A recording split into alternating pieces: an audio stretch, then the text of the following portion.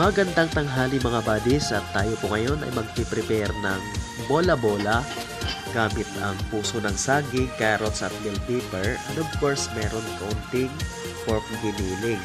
Ito po yung ating shredded na puso ng saging. 1 week na po ito sa ref, and of course maglalagay din tayo ng malunggay para healthy. At of course, meron tayong dalawang itlog. I-blend lang po natin ito. I-mix natin itong ating mga ingredients. So, maglalagay lang tayo ng konting tubig, spring onion, sibuyas, kinchay, carrots, bell pepper, at meron na ring asin at paminta, and of course, seasoning granules. Then, ilalagay na natin ang dahon ng malunggay. I-blend lang natin hanggang sa pumino bago natin ilagay ang puso ng saging. I-blend ulit natin hanggang sa mag-mix siya. Then, ililipat natin sa bowl at ihalo itong ating pork giniling.